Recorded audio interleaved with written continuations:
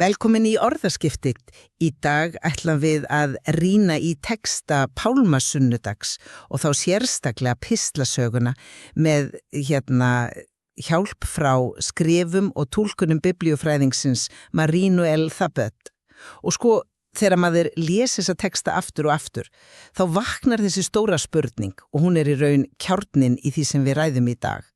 Pistlasagan fyrst og fremst hápunktur á fyrirfram ákveðni guðlegri áætlun sem spáð fyrir í ritningum Gamla testamentinsins? Þetta sagan hvernig Guð framkvæmur eldagamalt frelsunaráróp? Já, einmitt. Og það hinn hliðin á málinu, snýst þetta kannski minna eitthvað guðlegt handrit og meira mannleg viðbrögð? Aðaláherslan lögð á hvernig fólk, bæði þá og nú, bregst við opinberun á Guði sem gjör og líkur öllu sem við eigum að venjast. Guði sem birtist í fullkomi auðmýkt og veikleika. Það þar sem ég tel að hinn raunverulega dýpt líki. Mín nálgun einmitt sú fyrri. Ég tel að til þess að skilja píslasöguna til fulls verðum við að sjá hana sem uppfyllingu. Hún lokakablinn eða öllu heldur hápunkturinn í langri sögu sem Guð hefur verið að segja í gegnum aldrinnar. Og það sjálf dregur fram svo margar tengingar við Gamla testamentið. Tökum bara til dæmis ljóðun þjón drottins í Jesaja 50. Hún útskýrir að þótt textin hafi upphaflega átt við Ísraelsliðið í útlegð, þá hafi frumkristin menn segi Jesú sem hina fullkomnu holdgeðingu þessa þjóns. Þess sem þjáist en drottni sínum trúr. Þjáning Jesú því ekki einhver til viljunarkendur harmleikur, heldur stígur hann meðvitað inn í hlutverk sem ritninguna hafði þeirra mótað. Ég sé þetta frá allt sjónarhóli. Auðvitað eru tengslin við eldri texta til staðar, þau eru mikilvæg, en ég held að við missum af aðalatriðinu ef við einblínum of mikið á uppfyllingu spádóma. Ég held að það noti þessa tilvísanir til að sýna okkur eitthvað annað, opinberun á eðli Guðs. Í túlkunni sinni á Filippibréfinu 2, þessum forna sálmi Krist, þá varar hún beinlínis við því að líta á upphaf Jesú sem einhvers konar laun fyrir þjáningu hans, eins og þetta sé viðskiptasamningur. Hún hamrar á því að allt sé gjöf og náð. Þetta snýst ekki að fylgja forskrift til að fá verðlaun, heldur að sýna okkur í mannlegu lífi hvernig kærleikur Guðs lítur út. Og sá kærleikur sjálfsútheldandi. Það opinberunin. En ekki hægt að halda báðum þessum hugsunum í hendi samtímis. Að þetta sé bæði gjöf og uppfylling. Tökum Sálm 22, sem Jesús vitnar í á krossinum. Guð minn, hví hefur þú yfirgefið mig? Thabet bendir á að sálmurinn hafi verið samin eftir útleiðin í Babylon og sé svona myndlíking fyrir þjáningar þjóðarinnar. En þegar maður les sálminn nánar, þá lýsingin svo ótrúlega nákvæm. Þeir deila með sér klæðum mínum og kasta hlutum kyrtil minn. Og svo í sömum þýðingum þeir stinga mig í hendur og fætur. Þetta svo sjónrætt, svo nákvæmlega bundið við krossfestingu, að mér finnst erfitt að sjá það bara sem almenna myndlíkingu fyrir þjáningu þjóðar. Þarna finnst mér tengingin vera beinni eins og hreinan spádóm sé að ræða. Já, ég get alveg fallist á að nákvæmnin sé sláandi, en spurningin hvernig við túlkum hana. Leggur Guðspjallamaðurinn áherslu á þetta til að sýna að allt hafi verið skrifað í stjörnunar eða hann að gera eitthvað dýpra? Thabet leggur einmitt svo mikla áherslu á upprunarlegt samhengi þessara texta til að sýna fram á að þeir lýsa djúpri almenni mannlegri reynslu af þjáningu og trausti á Guð. Ísrael sem þjóð upplifði sig yfirgefin en hélt samt í vonina og lók sálminum á lofgjörð. Þegar Jesús lifir þannan sálm á krossinum hann ekki bara að haka við spáðumslista. Hann að holdgera og fullkomna þetta mynstur. Hann sýnir okkur í sinni eigin persónu hina dýpstu merkingu þessara eldri sagna af trúfesti í miðri þjáningu. Það því áhrifa meira en að hann sé einfaldlega að fylgja handriti. Þá verður þetta saga dýpt mannlegra og guðlegra reynslu frekar en guðlega sviðsetningu. Ég sé hvað þú átt við með mynstrinu, en ég á erfitt með að afskrifa hugmyndina handrit, sérstaklega þegar Matteus annars vegar. Hann virðist ganga mjög langt til að sýna fram á að allt fari eftir áætlun. Og þetta ekki bara einhver lausleif tilvísun. Þjökbrít bendir á atriði eins og 30 silfurpinningana sem Júdas fær fyrir sveikin. Þetta var lögfest verð á þræli samkvæmt Móselögum. Með því að nota þessa nákvæmu upphæð Matteus ekki bara að segja að þetta var spáð fyrir, heldur hann að setja Jesú í hlutverk hins lægsta, hins selda þjóns og þar með uppfylla spádóminn á dýpri tákrænan hátt. Þetta virðist allt of úthufsað til að vera tilviljun.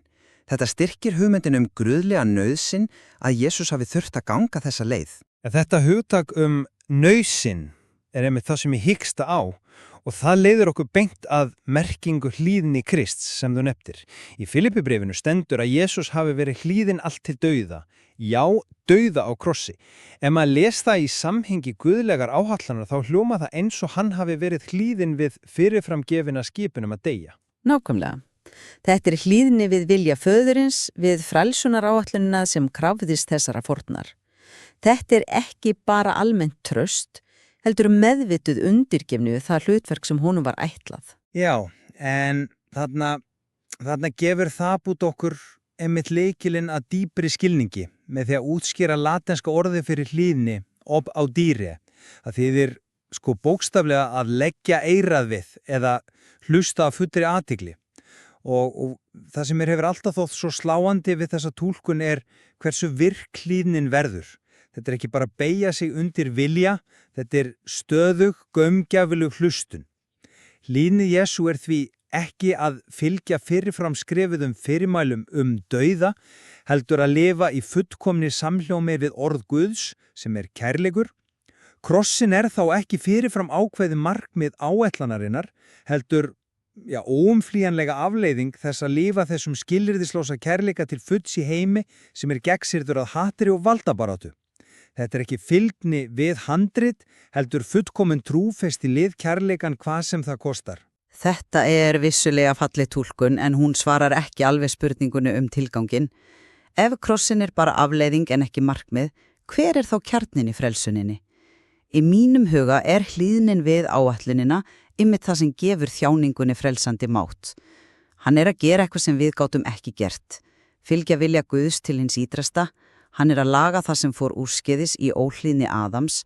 Það þessi stóra kosmiska frásögn sem í gangi. Frásögnum Matthíusar sem það talar svo mikið Af hverju myndu þeir sem þekkja áætlunina best, trúarleiðtogarnir sem þekkja spáðamanna, vera þeir einu sem algjörlega blindir fyrir henni? Virkar það ekki gegn hugmyndunum snirtilega, guðlega dagskrá? Það einmitt í þessari þversögnu sem mín túlkun fær mestan styrk. Það heiðingjarnir, fólki sem stendur fyrir utan, sem skilja hvað í gangi. Kona Pílatusar sem dreymir draum, segir, sjá þú svo að þú komir hvergi nærri þessum saklausu manni. Hún kallar hann saklausan, titil sem jýðingar hefðu átt að gefa honum. Bíðu nú við, ég sé þessa tversögn auðvitað, en ég les hana allt öðruvísi. Ég lít ekki á hana sem sönnun þess að áherslan sé bara á mannleg viðbrur eða bílun í kerfinu. Ég sé hana sem hluta af stærri áætlun. Höfnun trúraleiðtogana var, nauðsynleg. Hún opna dyrrana fyrir heiðingjana.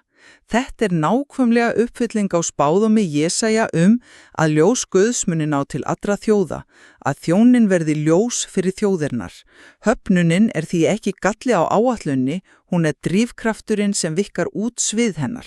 Þetta staðfestir því heildar áætlunin að frelsunin sé fyrir allt mannkynið, frekar hann að draga úr mikluvægi þess. Þetta einmitt hluti af planinu. Ég kaupi ekki þessa röksemda færslu. Að kalla þetta hluta af planinu finnst mér gera lítið úr því sem það kallar hræðilega eða skelfilega tversögn. Það ekki ykkur snirtileg útfærsla, þetta háttakanlegt. Það ókunnugir, utangarsmenn sem gefa Jesú hans sönnu aðalstilla, eins og hún orðaða. Rómerski hundraðshöfdingin, fulltrúur hörnálsvaldsins, stendur við krossin og játar, sannlega var þessi maður sonur Guðs. Þetta játningin sem æðstipresturinn hefði átt að gera. Þetta snýr öllum mannlegum væntingum og trúlegum valdi á hólf. Áherslan ekki á staðfesta gamalt plan, heldur á að afhjúpa eitthvað róttækt og nýtt. Að Guð birtist í veikleika hafnað að þeim sem telja sig vita best en þekktur að þeim sem standa utan við. Þetta saga mannlega blindu og óvænt innsæi, ekki guðlega dagskrá sem gengur upp eins og velsmurð vél. Það hrist upp í okkur. En það hristir einmitt upp í okkur með því að sýna að vegar Guðs ekki manna vegar. Það sem lítir út fyrir að vera bilun höfnun hans eigin þjóðar í raun leiðin sem Guð notar til að ná til allra. Það það stórfenglega við þetta. Þetta er ekki bara mannlegur, harmlegur, þetta er guðlegur sigur sem er unnin í gegnum það sem virðist vera ósigur. Þversögnin er reynveruleg, en hún þjónar guðlegum tilgangi sem er stærri en við sjáum með fyrstu sýn. Það er þessi stóra frásögn sem gefur þjáningunni merkingu. Án hennar væri þetta bara enn en saga af saklósum manni sem er tekin af lífi af spilltu valdi. Þarna við kannski komin að kjarna ágreiningsins. Þú sér merkingu í stóru, yfirgripsmikli áætluninni, ég sé merkingu í smáa, í augnablikinu, í mannlegu viðbröðunum sem afhjúpa bæði það versta og það besta í okkur. Fyrir mér er opinberunin ekki sú að planið hafi gengið upp, heldur sú að kærleikur Guðs skuli vera svo róttækur, hann er reiðubúinn að mæta þessari höfnun, þessari blindu og deyja vegna hennar án þess að svara með valdi. Það er þar sem Guð sýnir sitt sanna andlit. Það er ekki handritinu heldur í viðbrögunu við því þegar handritinu er hent út gluggana mannlegum aðilum. Sko, til að draga þetta saman þá sýna pistlasögunar þegar þeir eru lesnar í ljósi Gamla testamentsins eins og það bútt feitur okkur til, Jesú sem uppfyllingu aldagamla vona og spáðóma. Samhengi við texta eins og Jesaja 50 og Sálm 22 er lykillinn að því að skilja hver hann er. Dauði hans er því ekki bara harmleikur heldur sigur, fyrirfram ákveðin og nauðsynlegur fjöldi af stórfenglegu frelsunarápar frá Guðs, ekki bara fyrir Ísrael heldur fyrir allt mannkynið. Það er þessi stóra samfylgda frásögn sem gefur þjáningunni varanlega merkingu. En fyrir mér, ég hallast að því að þetta sé djúpu straumurinn í túlkun Þabers, sýna þessar frásagnir fyrst og fremst hvernig skilyrðislaus kærleikur Guðs birtist í fullkominu auðmýkt og veikleika. Kjarning er ekki uppfylling handrits heldur hitt djúpa og mannlega drama sem verður til þegar þessi róttæki kærleikur mætir bæði harðri höfnun valdsins og óvæntri viðurkenningu utangarsmanna. Það er í þessum átökum, í þessari þversögn, sem hinn sanna opinberun á eðli Guðs á sér stað. Sagan afhjúpar okkur sjálf og viðbröð okkar við Guði. Túlkun Marie Noel Thabut sýnir allavega svo sannarlega fram á marglega merkingu þessara texta. Hún bjóður okkur að líta bæði á sögulegt samengi sem tengir saman testamentin og á hérna djúpu guðfræðilegu þýðingu sem afhjúpar eðli Guðs og manns.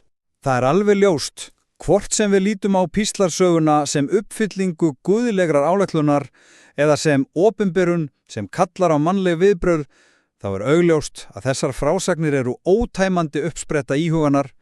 Gildi þess að skoða þær frá þessum ólíku sjónarhornum er ótvírætt og sýnir að það er en margt að kanna.